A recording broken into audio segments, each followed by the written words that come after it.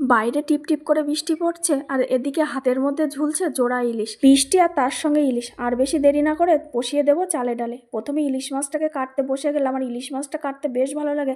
আঁশটা ছাড়িয়ে ইলিশ মাছটা একটু ধুয়ে নিলাম। মাছ দুটোকে এবার পিস করে নেব।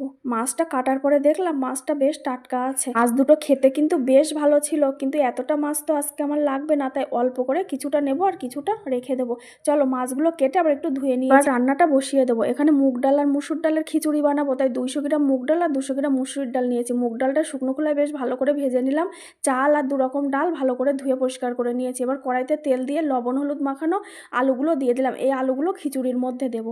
আলুগুলো ভাজা হয়ে গেছে, লাল করে তুলে নিলাম। আলু ভাজা তেলের মধ্যে ধোয়া চাল ডালটা দিয়ে একটু নাড়াচাড়া করে নিলাম। এইবার হাঁড়ির মধ্যে সেই চাল ডালটা ঢেলে দেবো, আর এর মধ্যে দিয়ে দেবো পরিমাণ মতন গরম জল। আর চালটা ফুটতে শুরু করেছে, এর মধ্যে চেরা কাঁচা লঙ্কা, ভাজা আলু, পরিমাণ মতন লবণ হলুদ দিয়ে দিলাম। আর খিচুড়ির মধ্যে সবসময় গরম জল দিলে না খিচুড়ির স্বাদটা, খিচুড়ি রান্নার সময় বারবার জল দিলে কিন্তু খিচুড়িটা পানসাটে হয়ে যাবে। যাই হোক, চাল ডাল সেদ্ধ হয়ে গেছে। খিচুড়ির ফোড়নটা রেডি করে নেবো। শুকনো লঙ্কা, জিরে, তেজপাতা ফোড়নে দিয়ে পেঁয়াজ কুচিটা ভাজা করে নিলাম। এরপরে আদা রসুনটা দিয়ে টমেটো কুচি দিয়ে এবার একটু লবণ দিয়ে দিলাম। টমেটোটা মজে এসছে, এর মধ্যে জিরে, ধনে আর গোলমরিচ বাটা দিয়ে হলুদটা একটু কম ছিল, অল্প একটু হলুদ গুঁড়ো দিয়ে মশলাটা কষিয়ে নিয়ে এবার মশলাটা খিচুড়ির মধ্যে দিয়ে দেবো। মশলাটা ভালো করে খিচুড়ির সঙ্গে মিশিয়ে নিলাম। এরপরে দিয়ে দিলাম স্বাদ মতন চিনি। এরপর খিচুড়িটা আবারও 5-7 মিনিট ফুটিয়ে নিয়েছি। খিচুড়িটা কিন্তু তৈরি হয়ে গেছে। বাটা গরম মশলা মিশিয়ে দিয়ে এবার খিচুড়িটা নামিয়ে দিলাম।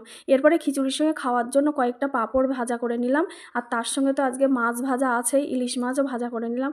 আর ইলিশ মাছ ভাজা খিচুড়ি বর্ষাকালের দিনে তো কোনো কথাই হবে না। ইলিশ মাছগুলো কিন্তু ভাজা হয়ে গেছে, তুলে নেবো। ওই তেলের মধ্যে কয়েকটা বেগুন ভাজা করে নেবো। খিচুড়ির সঙ্গে একটু বেগুন ভাজা হলে বেশ ভালো লাগে। খিচুড়ি তৈরি, ভাজাও তৈরি। খিচুড়ির থালাটা কিন্তু সাজুগুজু করে বসে আছে, কখন